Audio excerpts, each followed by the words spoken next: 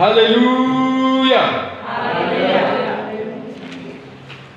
Kalau di Indonesia, ya-nya yang panjang ya. Haleluya. Tapi kalau di Afrika, di Nigeria, U-nya yang panjang. Haleluya. Itu di Nigeria. Hari ini kita lanjutkan kebaktian kita sampai Tuhan datang.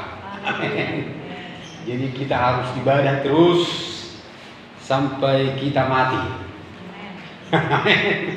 Iya, sampai mati. Kalau kita tidak mati, sampai Tuhan datang kembali di awan-awan, kita tetap menjalankan ibadah kita. Karena itu persiapkan hatimu, persiapkan semua. Jadi sudah tahu kan, ibadah ini terus sampai kita mati. Mari kita baca firman Tuhan dalam Yesaya pasal 2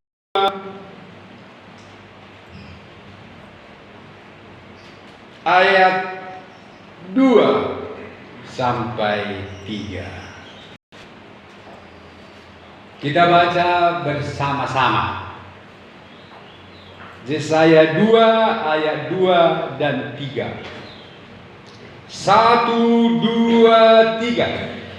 Akan terjadi pada hari-hari yang terakhir, gunung tempat rumah Tuhan akan berdiri tegak di hulu gunung-gunung dan menjulang tinggi di atas bukit-bukit. Segala bangsa akan berduyun-duyun ke sana, dan banyak suku bangsa akan pergi serta berkata, mari kita naik ke gunung Tuhan, ke rumah Allah Yakub, supaya Ia mengajarkan kita tentang jalan-jalannya, dan supaya kita berjalan menempuhnya. Sebab dari Sion akan keluar pengajaran, dan firman Tuhan dari Yerusalem. Amin. Amin. Amin.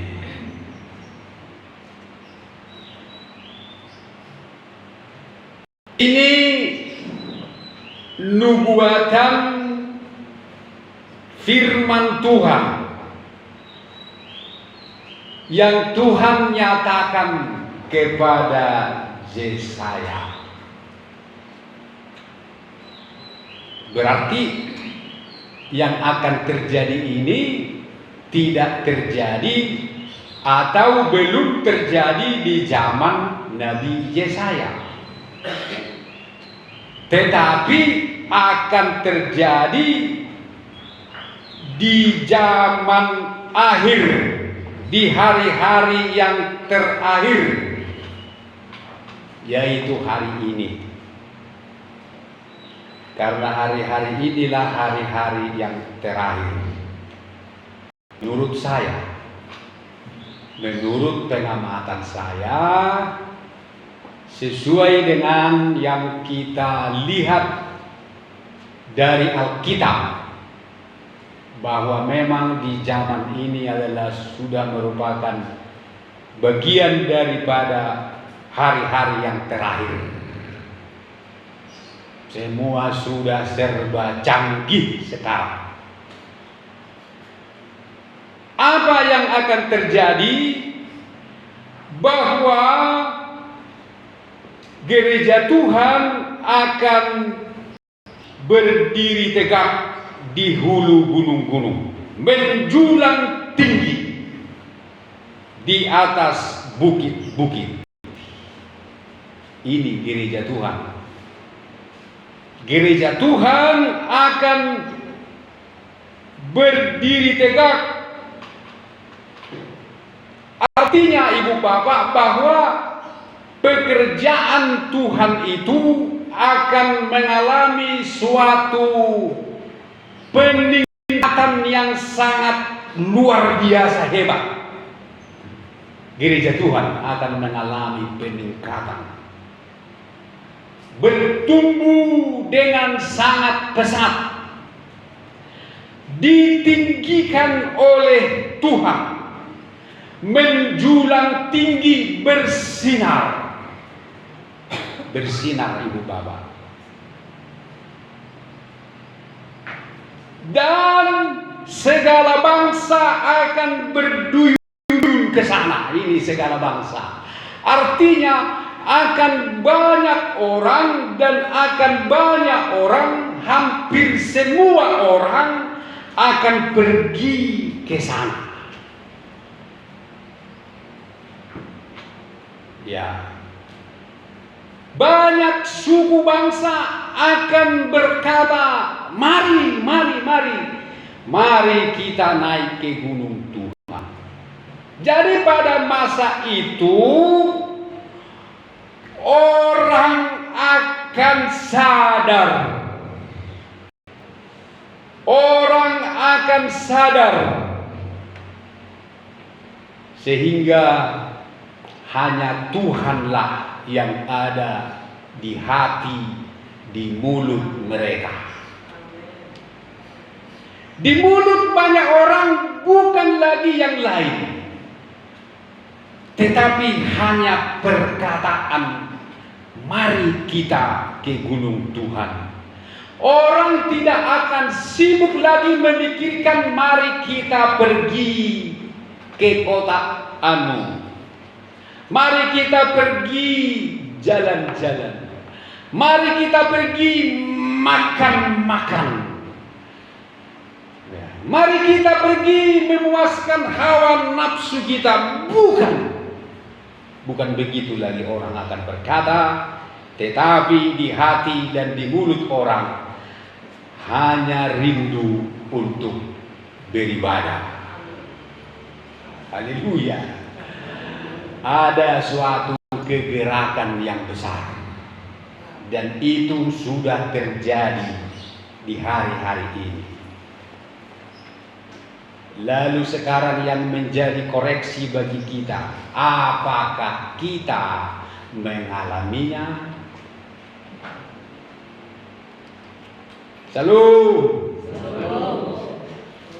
Apakah kita termasuk orang ini?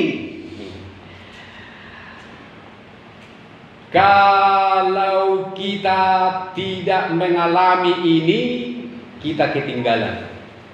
Berarti firman Tuhan ini bukan untuk kita. Kalau firman Tuhan ini tidak berlaku bagi kita, ini menjadi satu pertanyaan, apakah kita termasuk orang yang diselamatkan? Selalu orang Buddha sibuk main HP atau ngapa? Serius sekali kalau orang Buddha ini, ada ini yang begini sampai mikir ininya ya. Nama bahas ayat itu nanya manangna pacet pacarnya naraku loh. Shalom.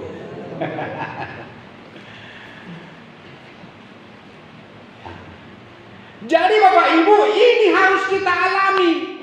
Jadi kita harus koreksi di hati kita. Apakah di hati kita ini ada kerinduan? Apakah di hati kita ini selalu ada kerinduan? Ataukah tidak? Nah, tetapi perhatikanlah Ibu Bapak, ini akan terjadi dan sudah terjadi bahwa orang tidak akan lagi merasa menganggap penting yang lain selain Tuhan. Orang tidak akan lagi menganggap penting yang lain. Jadi kalau kita tidak menganggap penting Tuhan, berarti kita tidak mengalami kegerakan ini. Harusnya ini sudah kita alami. Jangan kita yang terdahulu menjadi yang tidak ikut. Amin. Harus itu. Yang terdahulu tetap terdahulu. Kegerakan terjadi sekarang di dunia ini. Apakah kita mengalaminya? Jangan kita mau dinina-bobokan oleh dunia ini. Dinina-bobokan oleh keindahan dunia ini. dininabobokan oleh banyaknya yang indah-indah dan yang enak-enak di dunia ini. Jangan mau. Itu kenikmatan sesaat. Kalau kita melihat ya, di luar negeri banyak terjadi kegerakan. Gereja sudah begitu hebat sekarang. Gereja terbesar di dunia di mana, Ibu Bapak, sekarang kita tahu? Di Nigeria ya, di Nigeria. Itulah gereja terbesar di dunia sekarang, di Nigeria. Gerejanya 3x3, bukan 3x3 meter, bukan 3 meter kali 3 meter, bukan 300 meter kali 300 meter, tapi 3 kilometer kali 3 kilometer. Itu sudah banyak yang menyaksikan. Pendeta-pendeta dari Indonesia yang banyak uangnya, yang rindu mendapat urapan dari pendeta, siapa namanya, Aido, saya lupa saya, sudah pada pergi ke sana melihat. Dan bila saya mendengar kesaksian-kesaksian mereka, bahwa gereja itu memiliki aset tanah 55.000 hektar tanah. Bukan 55 hektar, Ibu Bapak. Bukan 55.000 hektar. Wow. Saya pikir 55 hektar, tapi 55.000 hektar. Sebelum gereja itu ada, gereja mereka pertama 1,5 kilometer dikali 1,5 kilometer. Itu pertama gerejanya. Sekarang sudah 3 kilometer kali 3 kilometer. Dan akan dibangun, ini mereka terus meningkat, Ibu Bapak. Akan dibangun gereja yang lebih besar dari situ lagi, 12 kilometer kali 12 kilometer. Bukan lagi gereja, tapi kota. Sudah kota. Itu rencana mereka. Dan ada satu gereja di Medan akan menerima anak rohani daripada gembala itu datang ke Medan bulan ini. Bapak,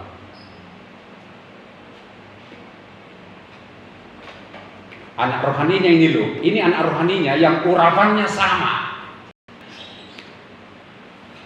luar biasa. 12 km kali 12 km akan dibangun gereja. Dan bukan lagi gereja, sudah menjadi apa namanya, kota. Jadi kalau mereka memungut persembahan pakai mobil berjalan, semua kasih masuk di dalam. Masuk.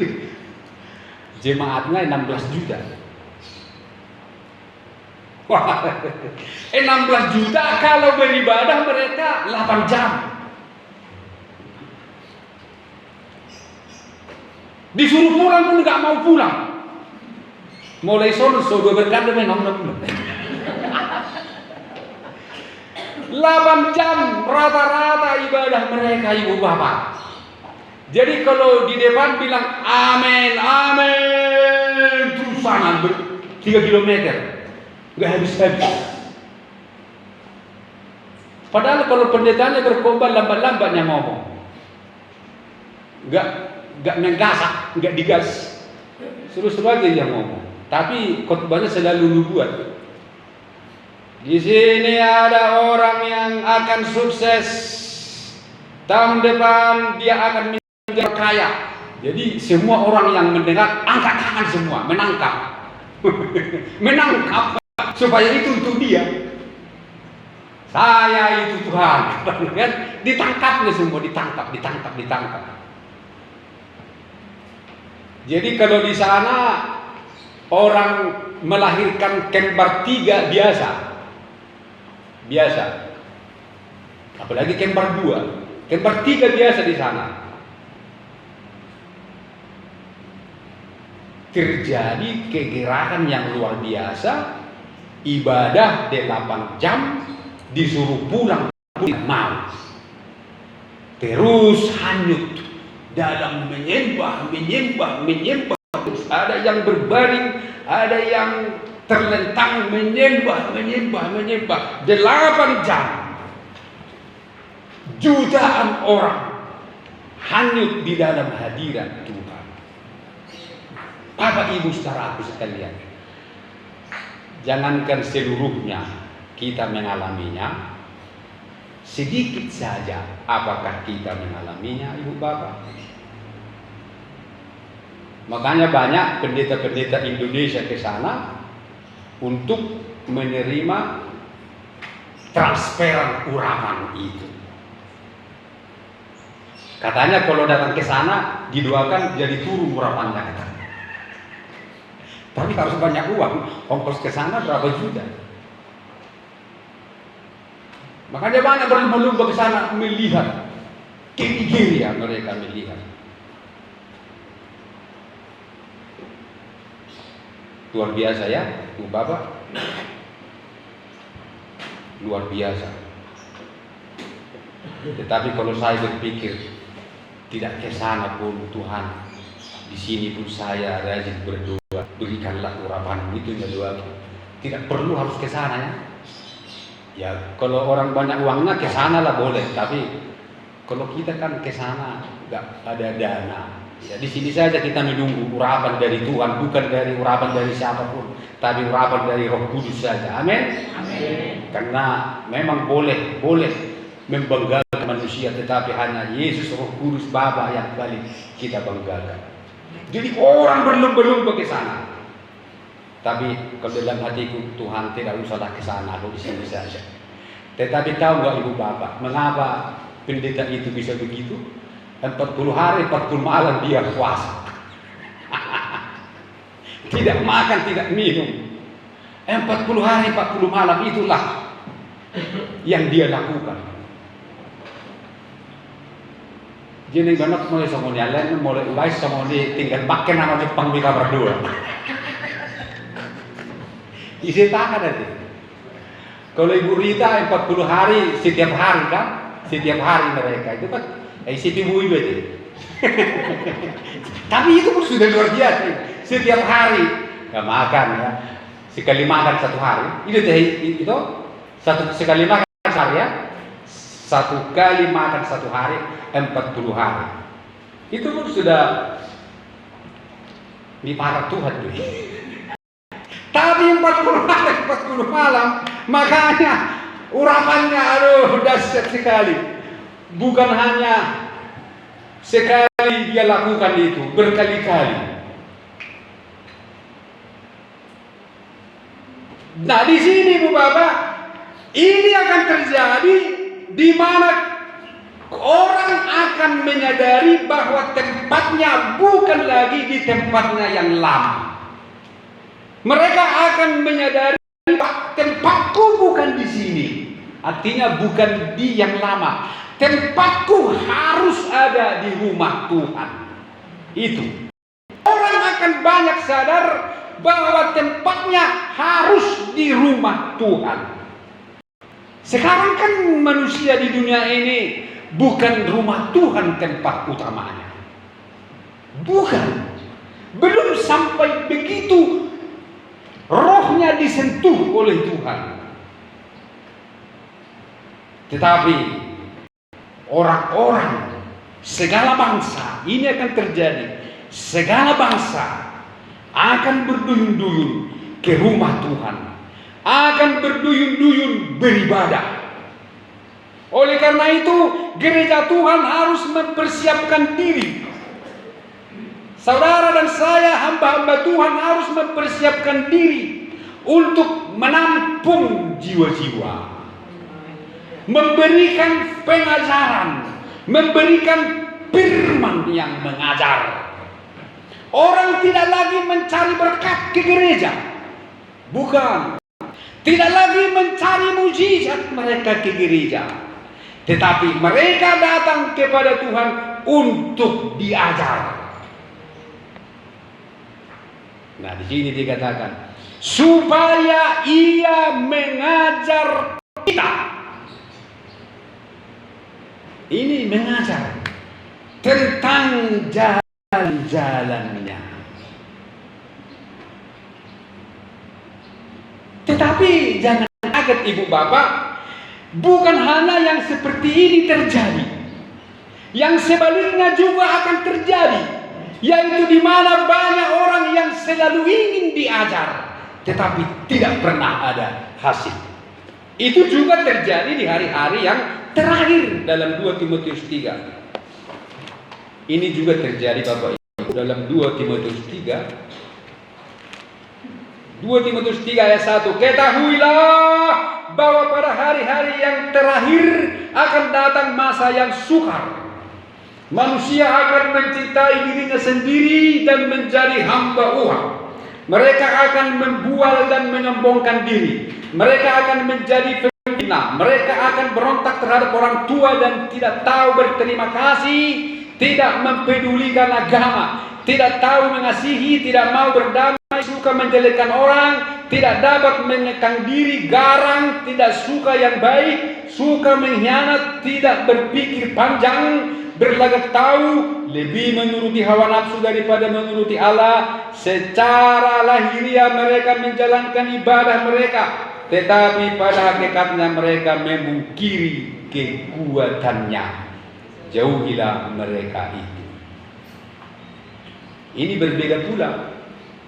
Banyak juga orang yang memang beribadah, tetapi tidak ada kuasa ibadahnya, hidupnya tidak berubah. Sekalipun mereka selalu ingin diajar, tetapi tetap tidak menunjukkan perubahan yang nyata. Tetapi yang dinubuatkan oleh firman Tuhan di kitab Yesaya ini, bahwa orang-orang akan rindu diajar, rindu belajar firman Tuhan, supaya Ia mengajar kita tentang jalan-jalannya dan supaya kita berjalan menempuhnya. Amin. Menempuhnya, menghidupi firman yang dia dengar. Nah, mengapa orang pada akhir zaman, ibu bapak saudaraku, berduyun-duyun untuk mencari Tuhan? Jawabannya adalah karena mereka ingin mendapat ketenangan. Amin. Ketenangan. Jadi mereka sudah capek mencari ketenangan. Mereka sudah pontang-panting cari uang dan sudah dapat, tetapi juga tidak ada ketenangan. Justru makin banyak uang makin tidak tenang. Makin kaya makin tidak tenang. Itu kan?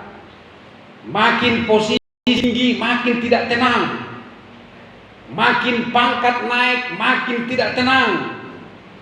Makin cantik makin tidak tenang pula, karena banyak yang mengincar.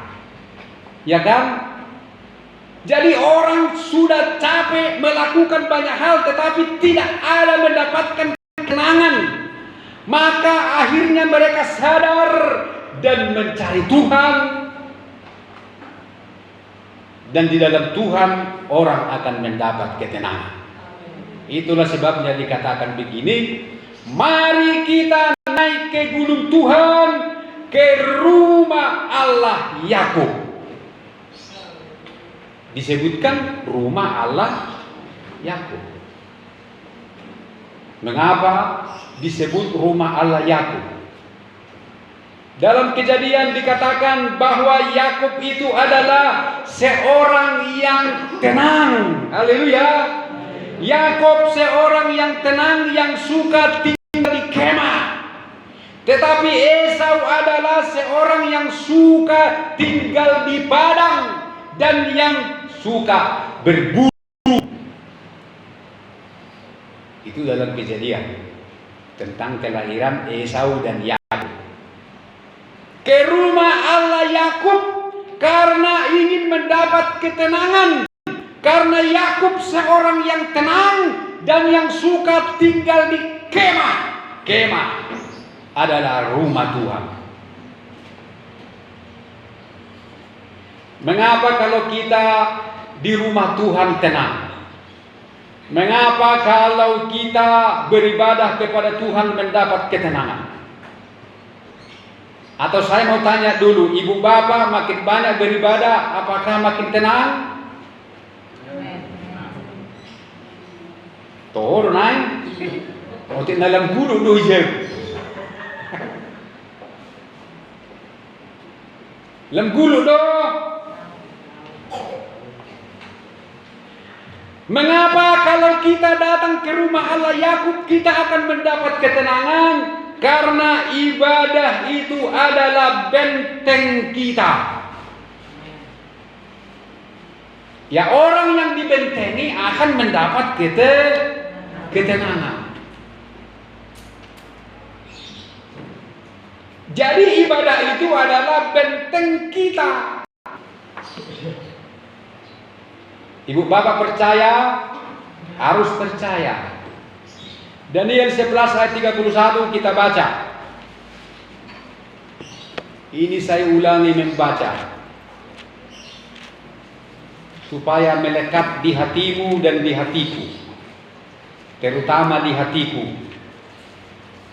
sebagai hamba Tuhan, agar firman Tuhan lengket. Daniel 11 ayat 31. Tentaranya akan muncul. Ini tentara iblis, tentara antikristus, tentara iblis. Mereka akan menajiskan tempat kudus, benteng itu. Apa benteng? Tempat kudus. Jadi tentara iblis akan menajiskan tempat kudus, rumah Allah, ibadah kita, benteng itu. Ini. Jadi ibadah itu adalah benteng. Jadi kalau ibu bapak mau mendapat ketenangan, datanglah kepada Tuhan lewat ibadah. Tadi kalau dia jadi bernyanyi, jadi jangan makin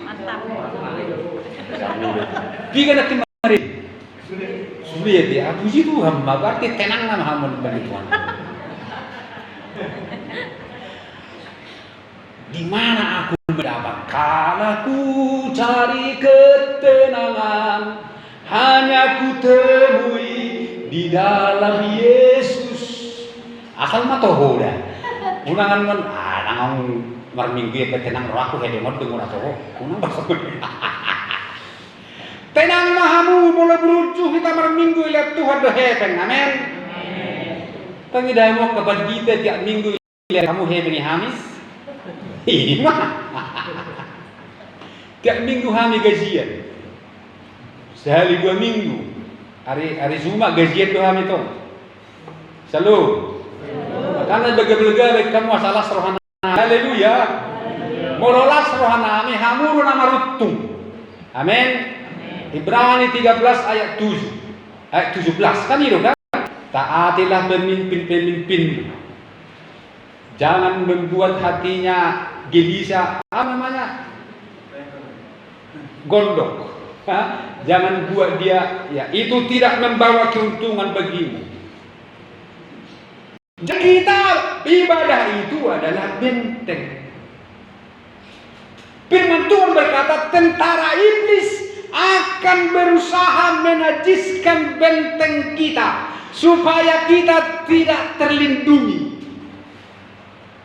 Jadi itulah kerjanya iblis, Dia berusaha menghancurkan benteng itu, menajiskan tempat kudus, menajiskan benteng kita, yaitu ibadah kita. Sehingga ketika kita beribadah, iblis mau supaya kita tidak memberikan persembahan. Makanya selanjutnya berkata, menghapuskan korban sehari-hari. Persembahan yang dimaksud di sini adalah persembahan tubuh kita. Amin. Roma 12 ayat 1 dan 2 berkata, persembahkanlah tubuhmu sebagai persembahan yang hidup, yang kudus dan yang berkenan kepada Allah. Itu adalah ibadahmu yang sejati.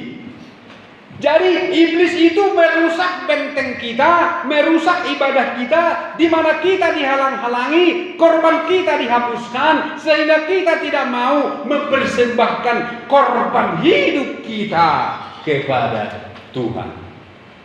Dihapus. Termasuk perpuluhan dihapus. Jadi kalau ada pendeta yang menghapus-hapus perpuluhan, dia adalah tentara iblis. Amin. Benabiamu. Laskar kami hapus perpuluhan. Aku juga laskar kami.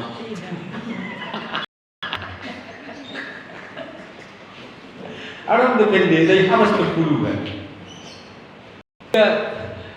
Selfie dia, live dia di Yerusalem. Inilah saya sekarang ada di tembok rata. Saya tanya orang-orang di sini, mereka tidak lagi berpuluhan, dihapusin. Romusai Rabi Israel Marduk. Itu bohong. Saya asli Rabi Yahudi, tidak ada dihapus berpuluhan. Ini namun saya, mana yang betul, mana yang tak tahu saya, Pak. Tetapi kalau kita melihat di sini, tentara yang menghapus korban kepada Tuhan adalah tentara iblis. Makanya banyak orang suka Erastus. Si Erastus itu kodun atau hoina alana buah, yang orang besi berpuluhan ini. Tapi di bodoh hamuro maksudnya si Erastus unang besa per 10 talehan Tuhan seluruh hidup main nado. Lasir rohana mengikuti si Erastus. Tapi ikut seluruh hidup dole nama ikut si Erastus. Halo. Nah ini dihapus. Begitulah cara iblis merusak benteng kita. Begitulah cara iblis merusak benteng ibadah kita. Dengan dia hapuskan korban-korban. Supaya kita tidak terbentengi lagi. Ibu bapak tahu persepuluhan itu adalah pagar. Kalau saya memberi perpuluhan bukan untuk diberkati, bukan itu tujuan saya. Periksa nanti laporan perpuluhan pendeta-pendeta antar kota. Kami tidak pernah satu kali pun bolong memberi perpuluhan. Justru perpuluhan kami lumayan banyak, lumayan disegarin kami di Santar ini. Wah, dua ini baru ini sih baribu. Nggak bekas di GPD. Inna do, alidang banggau di si, alana huboto perpuluhan idang milikui. Ah, miliknya Tuhan do deyon. Boleh todang nasa iberkati aku. Iberkati manusia iberkati kol yanok kudon. Idang milikun. Molo huboto nama nakko do awisi. Ido molo pidisin nami. So kami natang. Itu kan bulanku.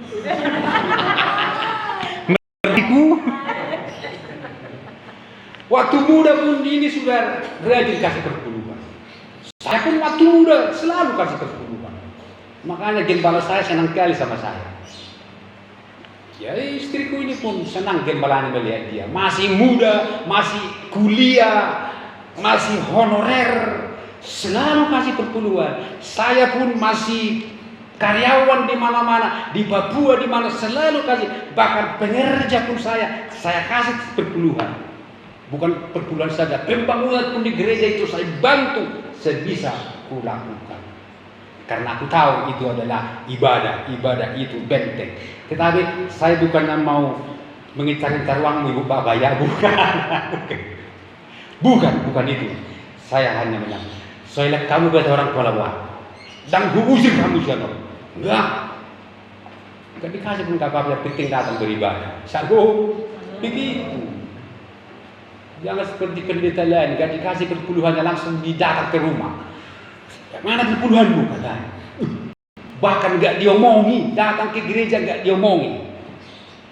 Makanya ada teman ibu gembala ini, baru serai pula udah puji dia di sekolah.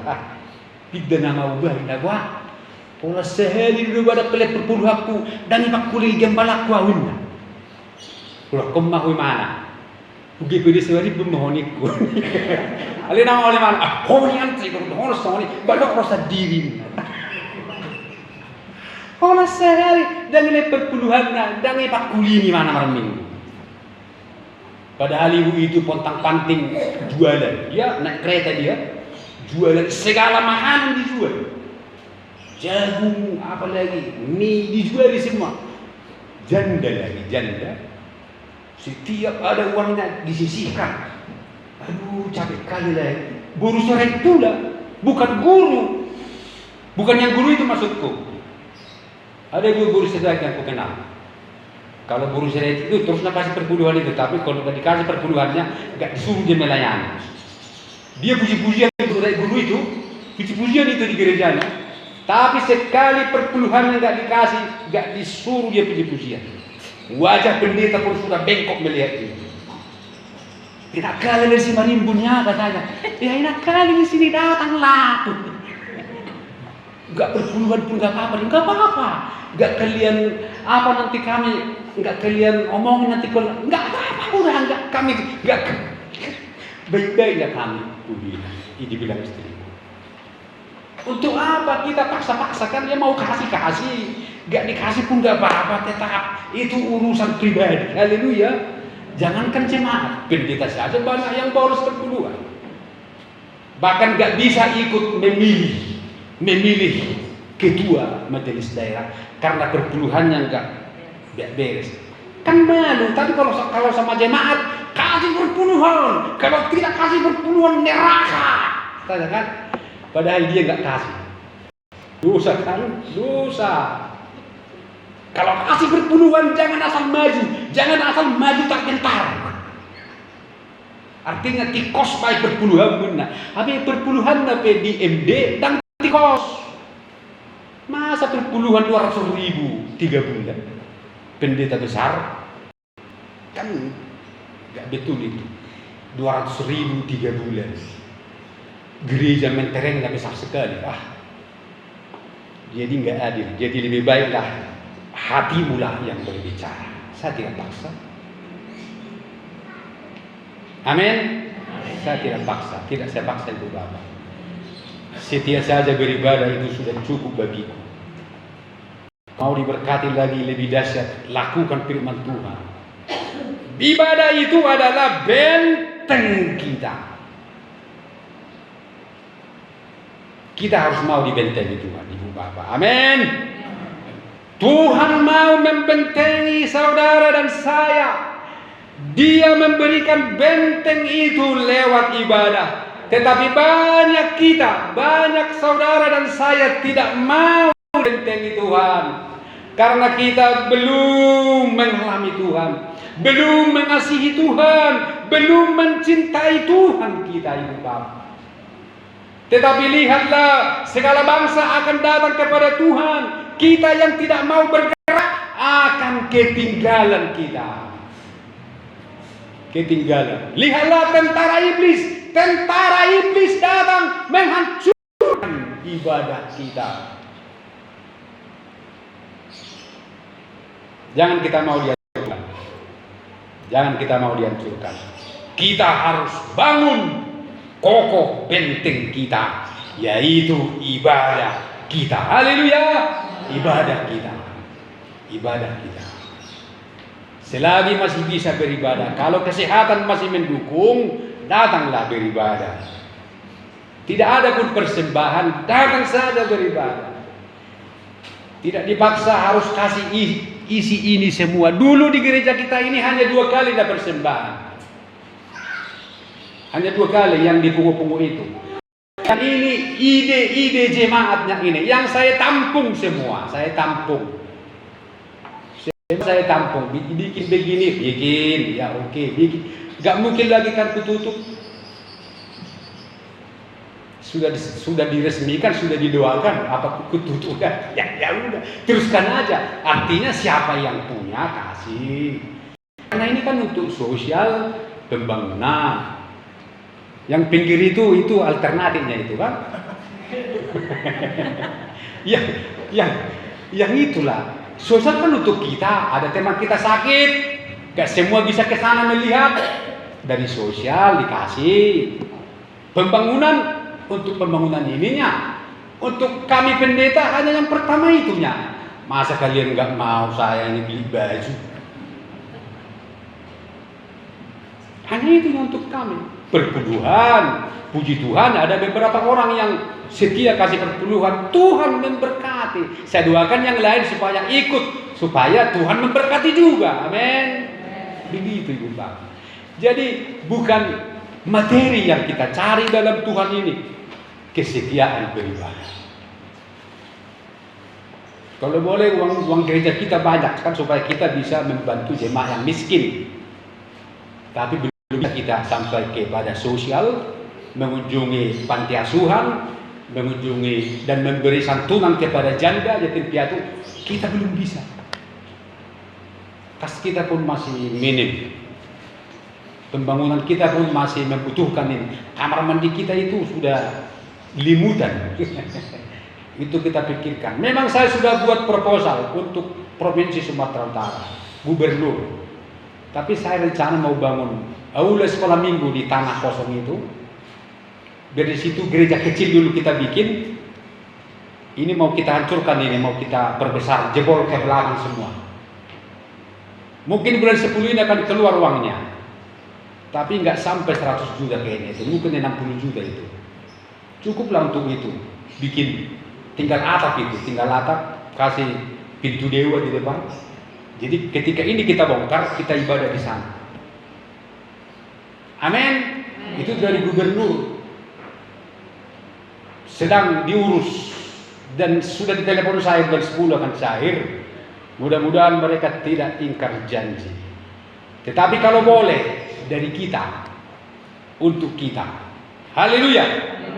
Mari kita bangkit berdiri. Kita menyanyi, penuhi hatiku dengan hadir-Mu.